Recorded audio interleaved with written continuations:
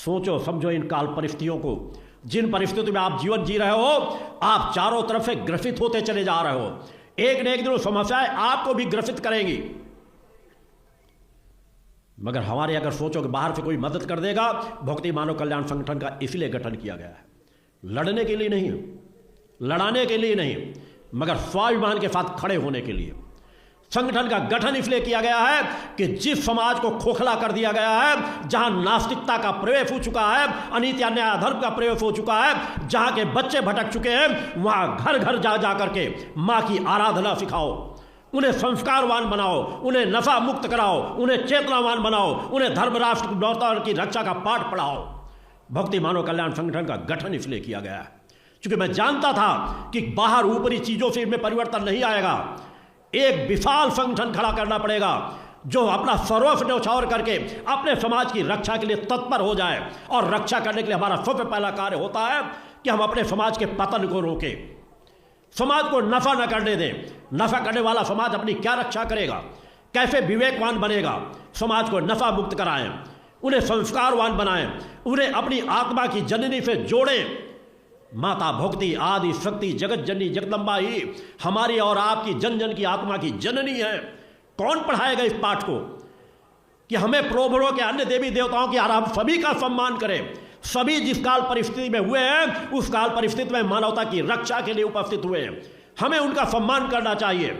मगर हमें उससे बढ़ करके माता भगवती आदि शक्ति जगत जननी जगदम्बा की स्वयं आराधना करना चाहिए और जन जन को उनकी आराधना के लिए बढ़ाना चाहिए, उनको उसको ज्ञान देना चाहिए और इसके लिए अपना दिन रात एक कर देना चाहिए। जो समाज भटक चुका है उसे हम वो रास्ता बताएं। धीरे धीरे हम उथलेपन में हमारा समाज चलता चला जा रहा है। भांग नशा गांजा चढ़ा करके शिव की भक्ति कर रहे हैं, वो भक्ति अच्छी लगती है क्योंकि समाज धीरे धीरे उसे में ढल गया, गुलामी के कालखंड में, और वैसा ही करता चला गया। विष्णु को भूल गए, ब्रह्मा जी को भूल गए। तीनों देव एक समान हैं, एक समान भक्त का एक समान फल प्राप्त होता है। मगर हम क्यों भूले? इसलिए कि बताने वाले जो धर्मगुरु रहे, बड़े बड़े मठों में बैठे हुए लोग रहे, उन्होंने हमें ज्ञान ही नहीं कराया कि हम शिव की भी आराधना करें, विष्णु की भी आराधना करें, ब्रह्मा जी की भी आराधना करें। इन तीनों की आराधना करके ही हमारा त्रिगुणात्मक जो हमारा स्वरूप है वह चैतन्य हो सकेगा। हमारे लिए जितने महालक्ष्मी महत्वपूर्ण है, उतनी महा सरस्वती है, उतनी महाकाली महत्वपूर्ण है। मगर अपने अपने लोभ के लिए, अपने अपने लालच के लिए हम मूल से भगते चले गए। प्रेत बाधा का डर लगा, रात में डर लगा, जय हनुमान ज्ञान गुण सागर करने लगे। अरे हनुमान की भक्ति करो, मैं इसे नहीं कहता, मेरे यहां भी हनुमान की मैं स्वयं पूजन करता हूं नित्य प्रति, मगर मां के सेवक शक्तियों का स्वरूप मान करके हमारी मूल इष्ट की हम मूल आराधना करें। निष्ठा विश्वास की पराकाष्ठा इतनी होनी चाहिए कि मूल इष्ट के प्रति कोई अंश मात्र भी हमारे विचारों को न भटका सके। वो हमारी आत्मा की जननी है, जन जन को बताने की जरूरत है। कौन बताएगा? वो कथावाचक बताएंगे जिन्हें खुद ज्ञान नहीं है, जो नाच रास रंग में लिप्त पड़े हुए हैं। आपको बताना पड़ेगा, जन जन को जगाना पड़ेगा कि हमारी आत्मा की जननी माता भक्ति आदि शक्ति जगत जननी जगदम्बा है। उन्हीं की आराधना से इस मानवता का कल्याण हो सकता है। वह पूर्ण विराट सत्ता हमारे अंदर समाहित है, उस रूप में निखिल ब्रह्मांड मानव के अंदर समाहित है। यही कहते हुए फिर भी दीन दुखियों का जीवन जियो। कहीं न कहीं जो प्रलोभनों में भटकते चले गए और धीरे धीरे कर उस प्रक्रिया को और भटकाया जा रहा है। हम मूल देवी देवताओं की आराधना भूल गए। कथावाचक पहले कहते रहे कि राम विष्णु के अवतार है, कृष्ण विष्णु के अवतार है। अवतार मान के हमारे देव पुरुष हैं, हर पल नमन बंदन करना चाहिए। इन्होंने हमें समाज को बहुत कुछ दिया है। वो मर्यादाओं का पाठ पढ़ाया है जो युगों युगों तक समाज का मार्गदर्शन कर सकती है। गीता जैसा ज्ञान जो युगों युगों तक समाज को दिशा दे सकता है। हम भूल बैठे उनको। कितने घरों में गीता और रामायण होगी, कितने लोग गीता और रामायण का पाठ करते हैं, उससे दूर होते चले गए। प्रलोभनों में, विकारों में हमें क्या चीज लिप्तता की, नाच रास रंग ज्यादा अच्छा लगने लगा। भगवान कृष्ण जैसे महान व्यक्तित्व को धीरे धीरे हम आज फिर बुलाना प्रारंभ कर रहे हैं। मैं इसलिए कह रहा हूं कि भागवत पहले लोग सुनते थे कि भगवान की कथा सुनने को मिलेगा, मगर वहां तो आज राधे राधे हो रहा है। मैं माँ राधा को अपमान करने के भाव से नहीं कह रहा, मेरे लिए माँ सीता माँ राधा एक समान है, क्योंकि मैं जानता हूं वो जगत जननी के अंशावतार है। काल परिस्थितियों में अलग अलग कार्यों के लिए आई। माता सीता जैसा विराट व्यक्तित्व तो नारी समाज के लिए युगों युगों तक उदाहरण देता चला जाएगा।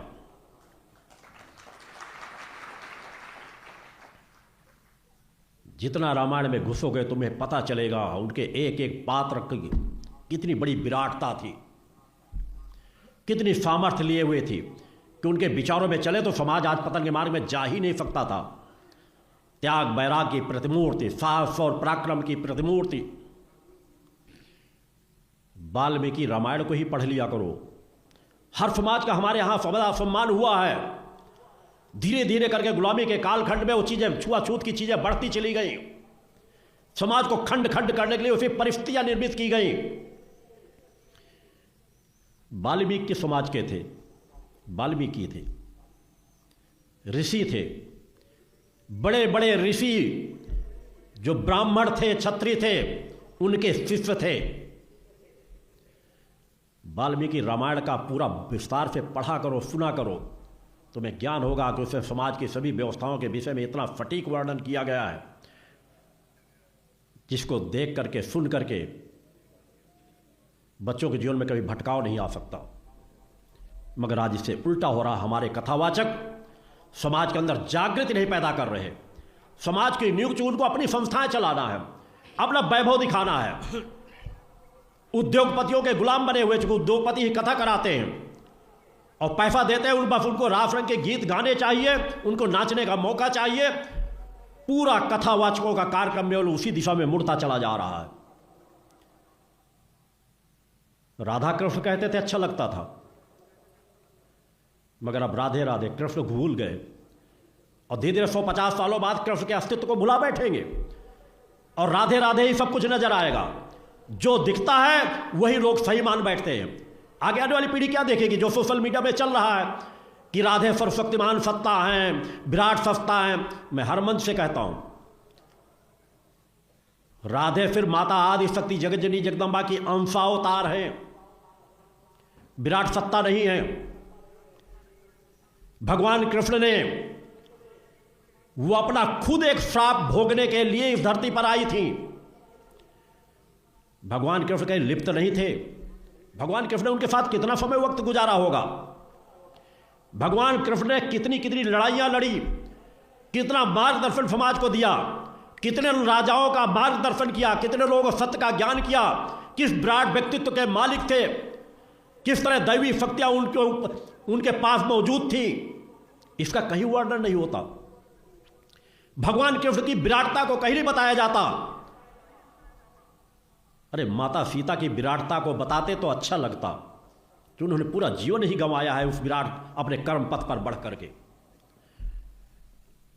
मां राधा ने तो समाज में अपना ऐसा कोई स्वरूप ही नहीं दिखाया विशेष। ठीक है, एक समय विशेष पर वो अपना एक कालखंड रहा, हमें उसको याद रखना चाहिए और स्मरण करना कोई बुरी बात नहीं है। कोई राधे के भक्त है तो भी मैं इसको बुरा नहीं मानता।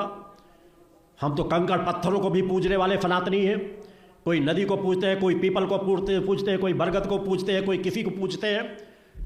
तो मां राधा के भक्तों पर मेरी टिप्पणी नहीं है, मगर यह कह दिया जाए कि राधा ही सर्वशक्तिमान सत्ता है तो हर मंच से विरोध करूंगा कि फिर हम सत्य से दूर होते चले जाएंगे। हमारे समाज को, सनातनियों को, हिंदू समाज को नपुंसक बनाया जा रहा है, नाचना सिखाया जा रहा है। अरे गीत गाओ, भजन गाओ, जिसके उनके अंदर तेजस्विता है, ऊर्जा का संचार हो, भक्ति का संचार हो। मगर हो रही है भागवत फिल्मी गीतों में नचाया जा रहा है। बार बालाएं आकर के डांस कर रही हैं। राधे राधे राधे राधे राधे के नाम पे सब कुछ चल रहा है। उनकी तस्वीरें इसलिए अश्लीलतापूर्ण तस्वीरें बनाई जाती हैं कोई टोकने वाला नहीं, कोई बोलने वाला नहीं है। इस धरती पर एक भी ऐसा साधु संत सन्यासी नहीं है जो ये कह दे कि राधे को मैं नित्य देखता हूं, राधे मेरे पास सदैव रहती है। अगर है तो मैं उसे चुनौती देता हूं इस मंच से।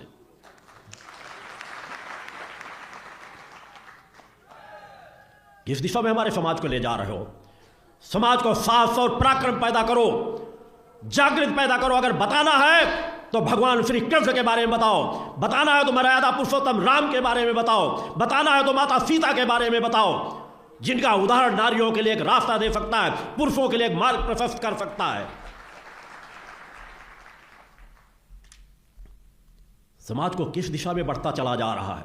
कोई नहीं टोकेगा, कोई इसलिए आवाज नहीं उठाएगा कि उसका विरोध होना शुरू हो जाएगा। तो हिंदुस्तान जिस रास्ते में बढ़ रहा है, क्या बढ़ने दिया जाए?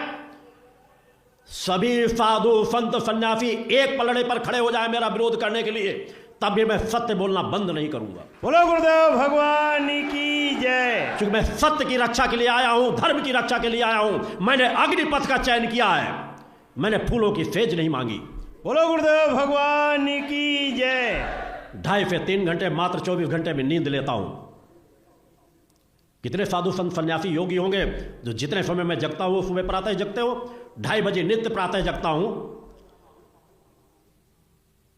राधे राधे कहने वाले कुकुर मुत्ते 8-9 बजे रात तक पड़े सोते हैं।